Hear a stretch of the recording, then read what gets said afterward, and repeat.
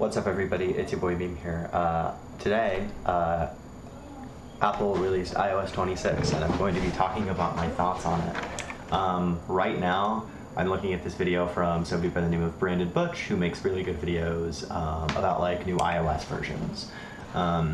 But yeah, it's pretty interesting. They went for a new glassy look. Well, first they renamed it. They renamed it from iOS. It was going to be iOS 19, but they changed it to iOS 26, and it was to, synchronize all the version numbers across all their platforms. So now it's like macOS 26 and tvOS 26 and visionOS 26, right? And it's pretty interesting. There's this sort of look to all the new icons, like they sort of shine, and depending on like how the phone's gyroscope is, it sort of changes where it's shining from. So all the app icons sort of look 3D. You can go for this just super ugly, bonkers, like transparent icons look. When my phone updates to this in September, I'll probably try it out for a little bit, and who knows, I might like it. It may be like more visible than I think it looks. But this, one moment. Sorry, that's my parents' show in the background. Yeah, it just looks so bonkers. I don't know. It seems like they put the transparency to like 10%, or the opacity to 10%. It's just so stupid. I don't really like that. I don't know. It looks fine. I don't know. It looks weird. They also, does he show the control center? Yeah, the control center looks different. I saw a lot of people actually hating on the control center on Twitter. I actually think it looks okay, and it's like a lot more visible than what people are saying about the control center. Like, I think the control center actually looks fine, and I think the sort of glassy like look is quite cool. Like, it's fun. Yeah, the lock screen, something I really like is you can move the widgets to the bottom now. So now you can have a subject that obscures the clock, like this kind of. But you could still have widgets. In the past, it was either you had to have widgets under your clock and you couldn't have the subject obscure the clock a little bit, or you had no widgets and then the subject could obscure the clock. You could have a widget up here, but the widget wasn't that useful because it was just a line of text instead of like a visual widget, right? But now you can have your widgets at the bottom and have the subject obscure the frame. You can also change how the clock looks. Like, you can change the length of the clock, which is pretty neat. He's gonna show it. Yeah, you could do that, and that's pretty cool.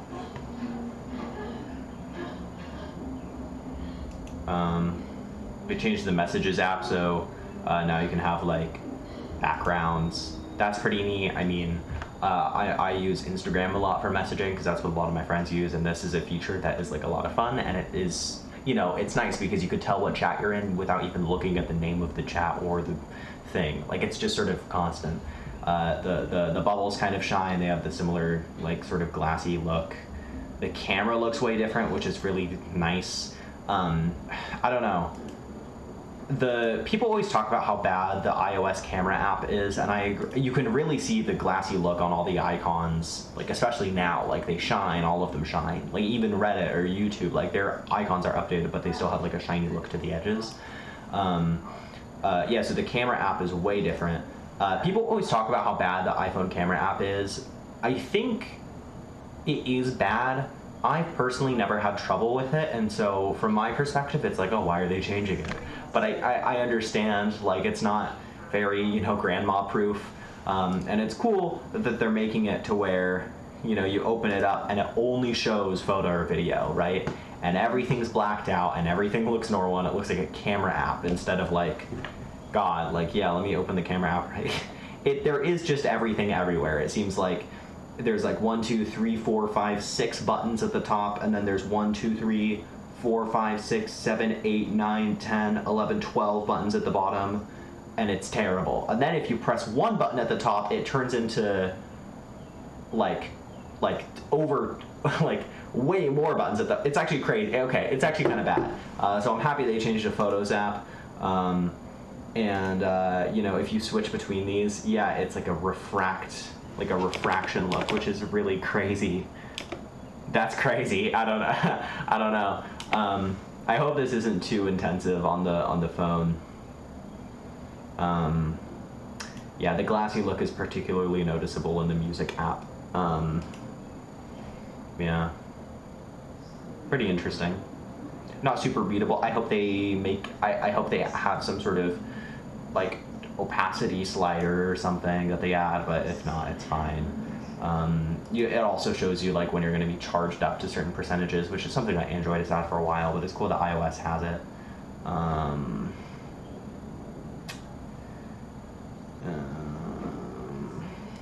Audio mix is cool. It's like a better crossfade. Yeah, that's pretty much it. This is so bonkers. I don't know why.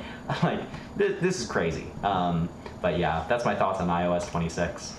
I woke up this morning at 5:20 a.m. and I walked on the treadmill for 4 miles, and then I burned 150 calories on the rowing machine. Then I came upstairs, I did a little bit of homework, and then it was 10:20 a.m. and I was like, oh my god, the Apple event started 20 minutes ago. So I opened it up and they were showing off like iOS, but they had already announced the new design, and I was like, oh, they did make it glassy.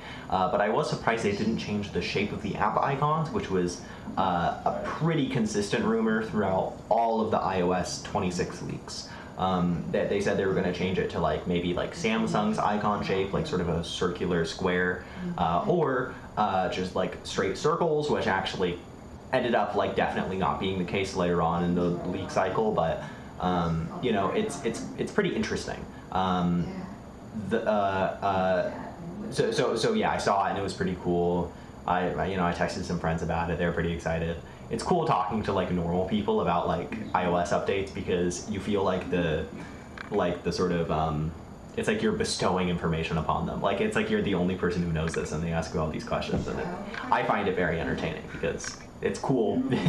It's cool appearing particularly knowledgeable in a social situation when really you're just like have broad knowledge.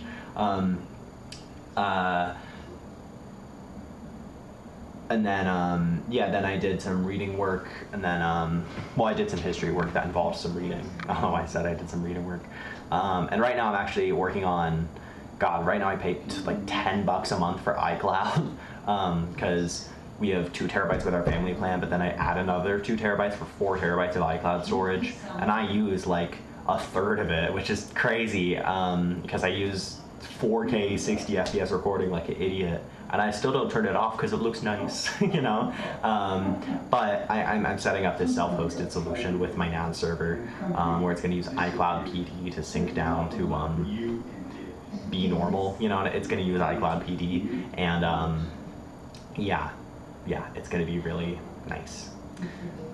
But right now I'm setting it up, so I'm going to have XZ, like tar XZ files for each year. So it's going to be like 2024, 2023, 2022, and it's going to be like XZ files, and they're with like 9E compression. So like the 9 is like max compression level, and then E uses extra CPU time to maximize the compression amount, like maximize the ability of the computer to like make the best use of the compression amount. I don't know entirely how it works, but 9E is the best compression, and so then I can upload it to a S3 bucket, which just uploads a bunch of stuff exclusively in the deep archive storage class, which is manually. It's just for manual backups, which I know is sort of not kosher. If you're using S3, you would want to automate it, but a lot of these backups in this, all of these backups in the manual storage S3 bucket I have are for like once a year backups. Like they're for like, oh, here's the screenshots, or here's the videos, or here's this thing for the entire year, and I have to upload it once a year. It's such a, what's that XKCD? Hold on. This one, is it worth the time? And essentially, I'm doing this once a year. There's nothing for saving,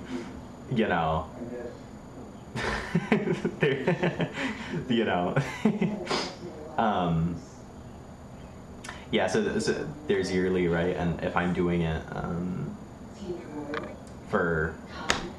it just doesn't make sense, right?